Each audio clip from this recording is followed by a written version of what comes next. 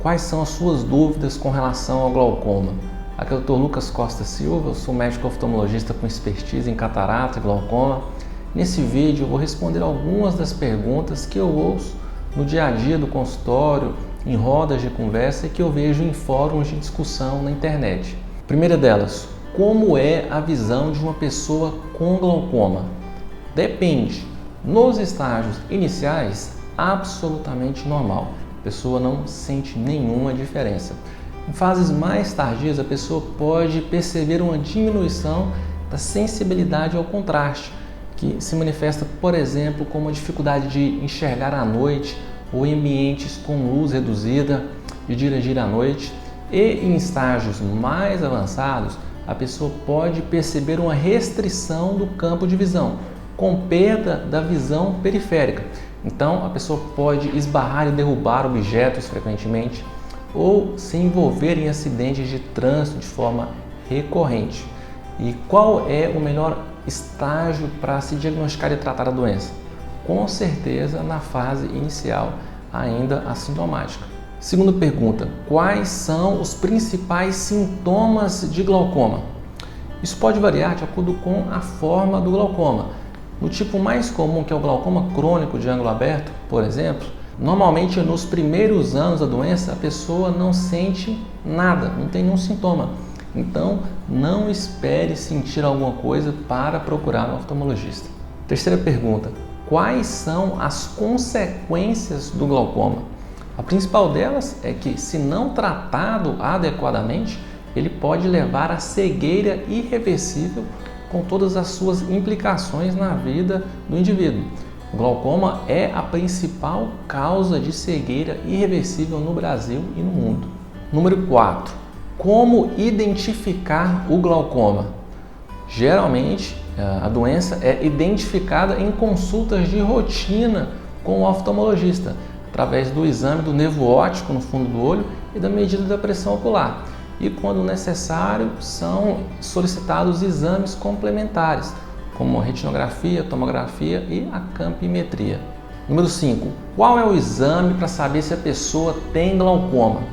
Essa é uma ótima pergunta porque, diferente de outras doenças, como por exemplo o HIV, em que é possível solicitar um exame de sangue que vem positivo ou negativo para a doença, no caso do glaucoma isso não existe.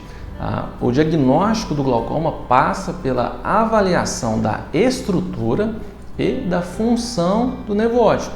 A gente avalia a estrutura através do exame direto do nervo óptico no fundo do olho, da retinografia e da tomografia.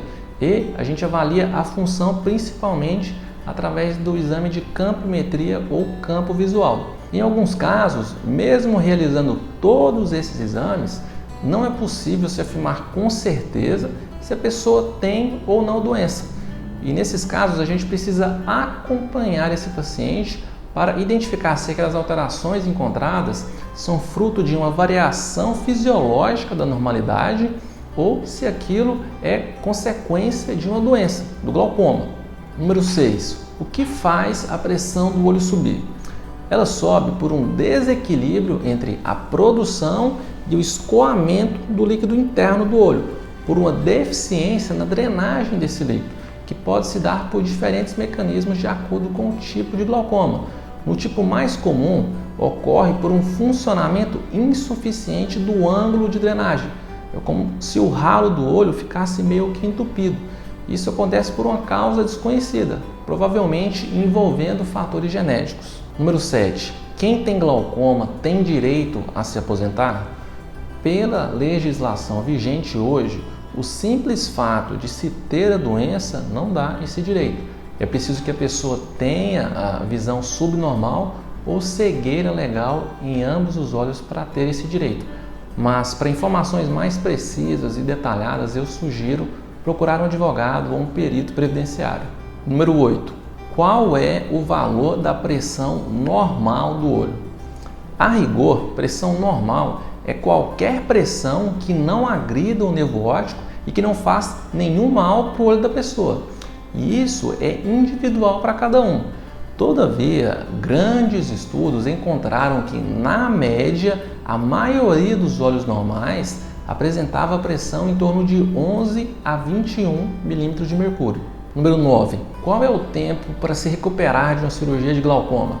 Depende do tipo de cirurgia, se foi uma cirurgia a laser ou uma minimamente invasiva ou incisional. E depende do que a pessoa quer fazer. Para atividades que não exigem esforço físico intenso, como por exemplo atividade de escritório, mexer com a papelada, com o computador, em torno de uma semana.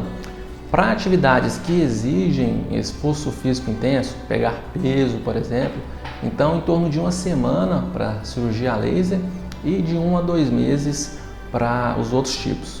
Número 10. Quais os riscos da cirurgia de glaucoma?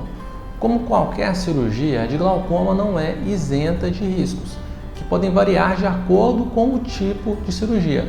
Mas de uma forma geral, os principais são a inflamação do olho e picos de pressão alta no pós-operatório inicial, geralmente controlado com o uso de colírios, a chance do procedimento não funcionar e da pressão continuar alta ou de parar de funcionar com o tempo, ou a chance de reduzir excessivamente a pressão do olho, com as suas implicações clínicas.